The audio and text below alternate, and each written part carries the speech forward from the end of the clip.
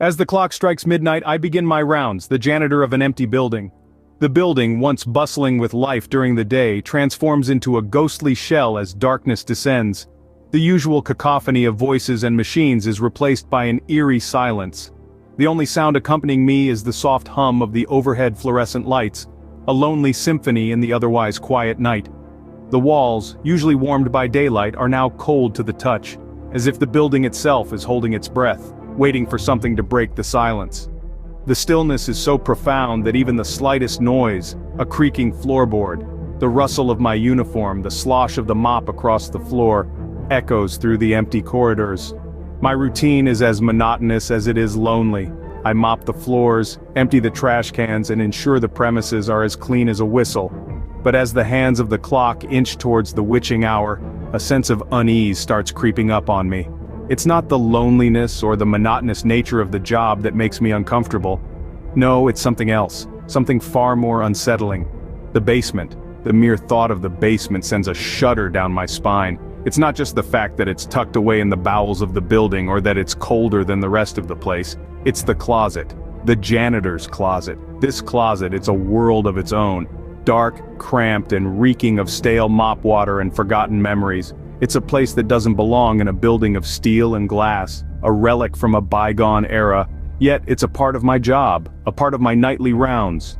As I make my way down the cold stone steps leading to the basement, I can't shake off the unease. The closer I get, the stronger the sense of dread becomes, gnawing at the pit of my stomach. The fluorescent lights flicker as if sensing my fear, casting long dancing shadows on the walls. Reaching the basement, I feel a chill run down my spine. The janitor's closet awaits.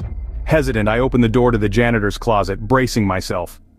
The darkness inside seems to swallow the light from the hallway, but I flick the switch, and the room is bathed in a harsh, sterile glow. That's when I see him. A figure standing in the corner, clad in the same janitor's uniform I wear. But there's an uncanny wrongness about him. Tall and thin, he's like a twisted reflection, a caricature of the familiar. His eyes are what catch me the most. They're vacant, devoid of anything that might hint at humanity. It's as if they're windows to an empty room. I'm frozen, my mop handle clutched in a white-knuckled grip. I want to scream, but my voice seems to have deserted me, lost somewhere in the pit of my stomach. The figure moves, slowly, as if wading through a thick, invisible fog. Each step he takes is deliberate, measured. The sound of his footfalls echo in the small room, a rhythmic ticking, like a clock counting down. My heart throbs in my chest, a frantic drum attempting to keep pace with the figure's steady advance. Suddenly he's right before me. So close I can see the unnatural pallor of his skin, the way his uniform hangs off his skeletal frame. A nauseating stench wafts from him, a putrid mix of decay and something indescribable, something inherently wrong. It's a smell that clings to the back of my throat, a reminder of the unnaturalness of this encounter. His lips part. The sound that emerges is a low, rasping whisper like sandpaper against stone. "You shouldn't be here," he says. His breath is hot, the words spoken so close they seem to vibrate against my skin. He steps forward, and I can smell the terrible stench. "You shouldn't be here," he rasps. The words echo in the small room, bouncing off the walls until they're all I can hear, a chilling mantra that sends shivers down my spine. Frozen in terror, I can't escape. His cold hands wrap around my throat. I feel an icy chill spread through my body, originating from his touch. His fingers, like tendrils of winter, reach around my neck with an iron-like grip. I try to scream, to call for help, but only a choked gasp escapes my lips. It's as if the cold from his hands has seeped into my voice, freezing it in its tracks. I struggle against him, but his grip only tightens, cutting off my air supply. Each breath becomes more labored than the last. My vision grows dimmer and my thoughts start to blur. I can feel my consciousness slipping away, like sand through the fingers of a clenched fist. His eyes, those vacant pits of darkness, bore into mine. There's a sadistic delight in them, a cruel joy in my fear. He leans in closer, and I can smell the rancid odor wafting off him. It's a sickening mix of decay and something far more sinister that makes my stomach churn.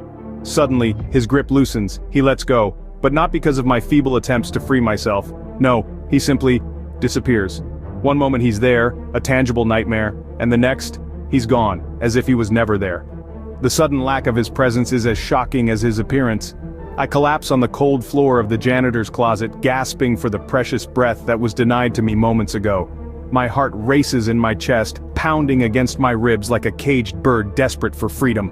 With a final surge of adrenaline, I scramble to my feet. I don't dare look back as I run from the basement. Each step echoes in the eerie silence, a haunting reminder of the chilling encounter. My mind screams at me to go faster, to escape the oppressive darkness of the basement. I burst through the door into the main lobby, a sanctuary bathed in the soft glow of the fluorescent lights. I don't stop running until I'm outside, under the safety of the starlit sky. Gasping for air, I flee the basement, leaving the horrors of the janitor's closet behind. Safe in the main lobby, I quit my job the next day. The memory of those empty eyes and the chilling grip of the figure in the closet was far too vivid, far too real. I had no choice but to leave that place behind. But even as I handed over my resignation, a cold dread lingered, wrapping around my heart like a vice. The figure in the janitor's closet, the words he spoke, the terror I felt, all of it remained a mystery. Who was he? Why did he look like me? And what did he mean by, "This is my domain"? Questions swirled in my mind, unanswered, fueling my fear and paranoia. Days turned into weeks, weeks into months, yet the haunting memory refused to fade. Every shadow seemed to hide a lurking figure, every echo brought back the sound of that raspy voice. I was forever marked by that encounter, forever haunted by that faceless janitor. Even now, I can't forget those empty eyes, that cold grip, and the haunting whisper, "This is my domain."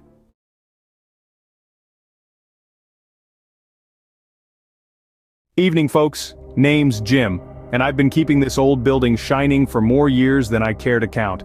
It's a lonely gig, just me and my mop against the silence of the night. The building, once bustling with life during the day, transforms into an eerie stillness after sundown. The only sounds to keep me company are the steady rhythm of my mop sloshing against the cold, hard floor, and the occasional creak and groan of the old structure settling in for the night. It's a routine, a solitary dance in the dimly lit hallways, punctuated by the occasional flickering fluorescent light. But there's something about the third floor that never sits quite right with me. It's darker, somehow, even when the lights are on, and there's a chill, a cold that seeps into your bones and makes you feel like you're being watched. It's not a place you'd want to be, not in the dead of night, but it's part of my rounds, and I've learned to brace myself as I step onto that floor. The air grows colder, the light seems dimmer, and the silence, well, the silence feels heavier. On any other night I'd do my job and head back down as quickly as I could. But tonight is different.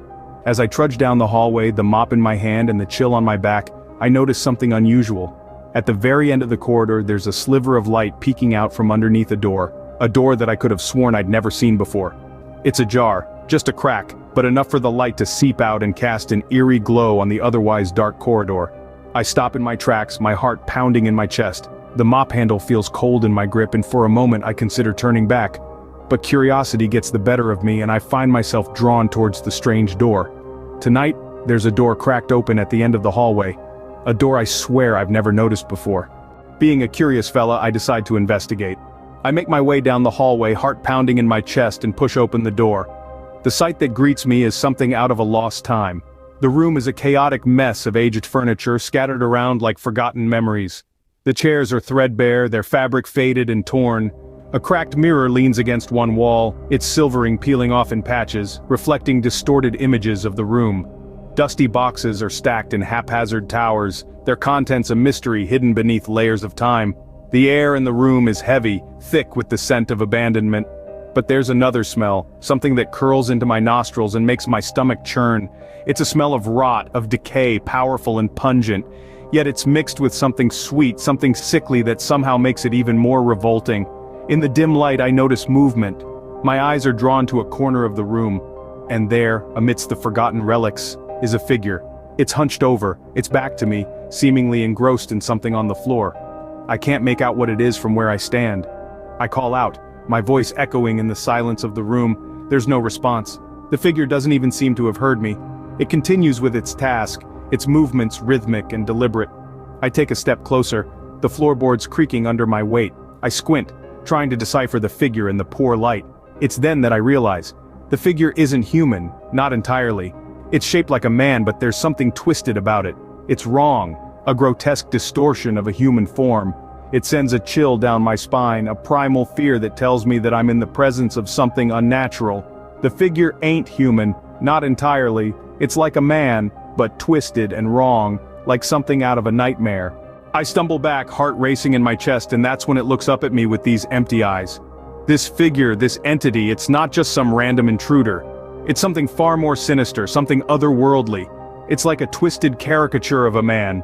But there's something so profoundly wrong about it, something that sends shivers down my spine.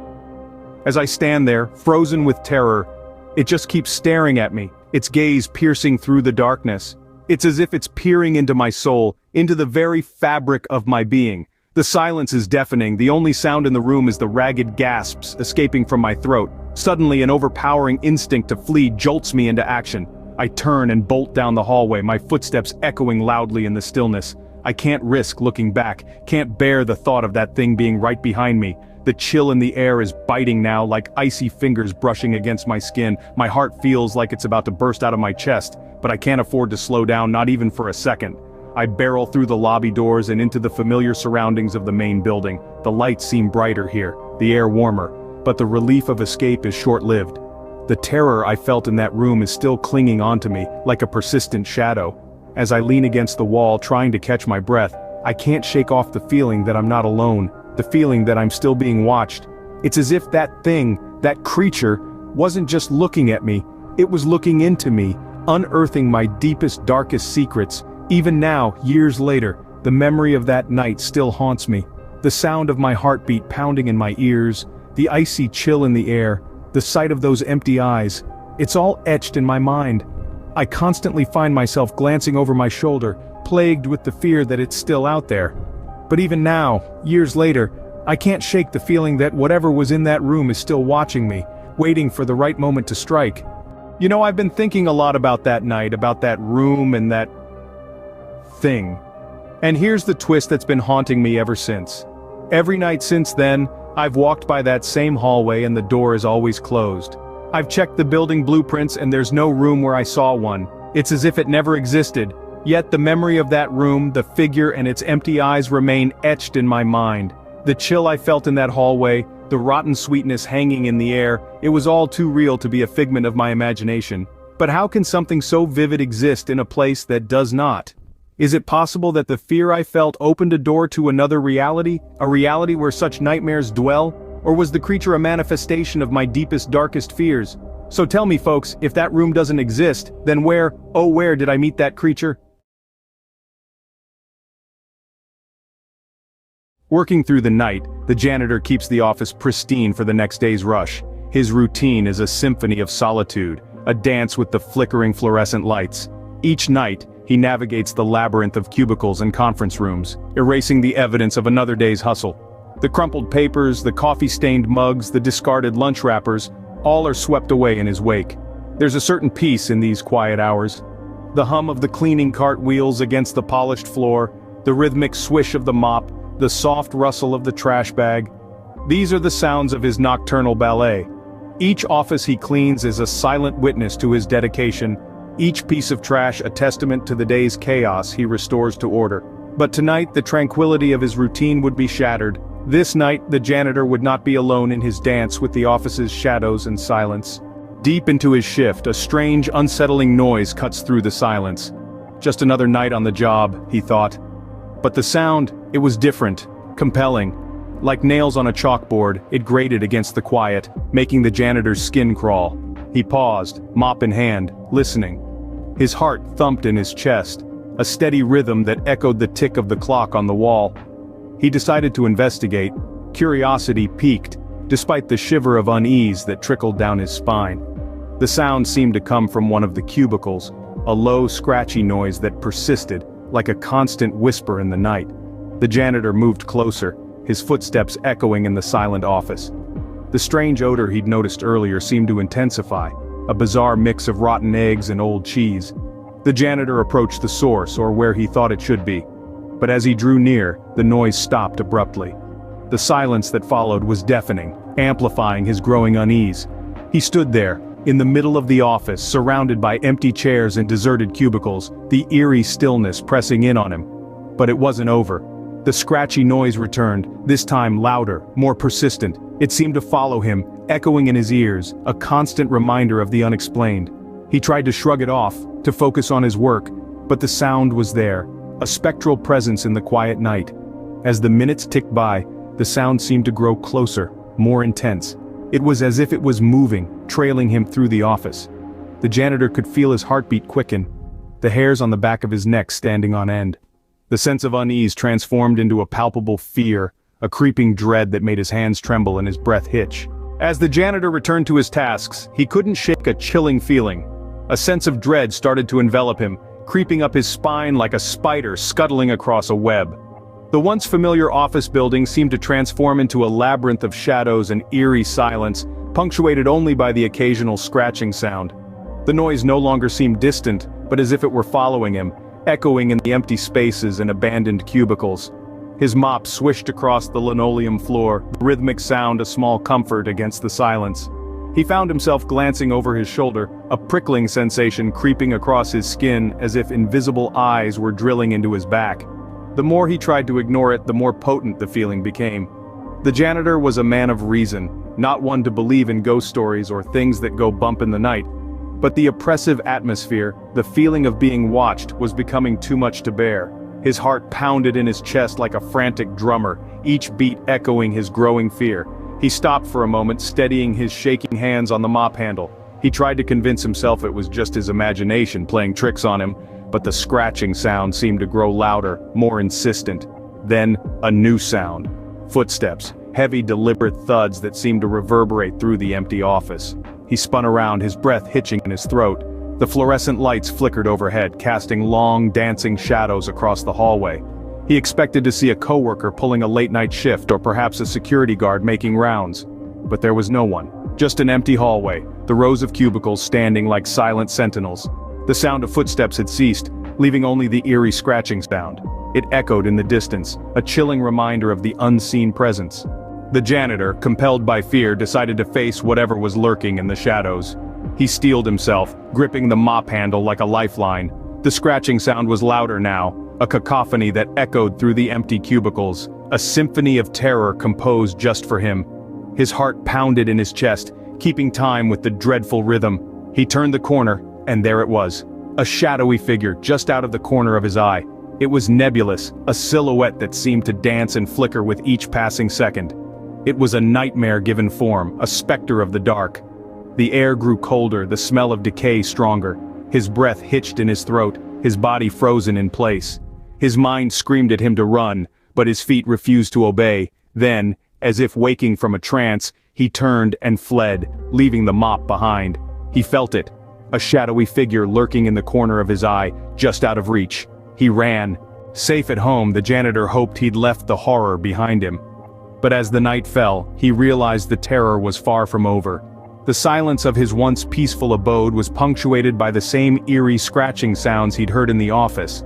It was as if the phantom sound had hitched a ride home with him, refusing to leave his side. Each creak of the old wooden floorboards, every flicker of the dimmed lights amplified his fear. He'd see fleeting, shadowy figures in the corners of his vision, their presence more felt than seen.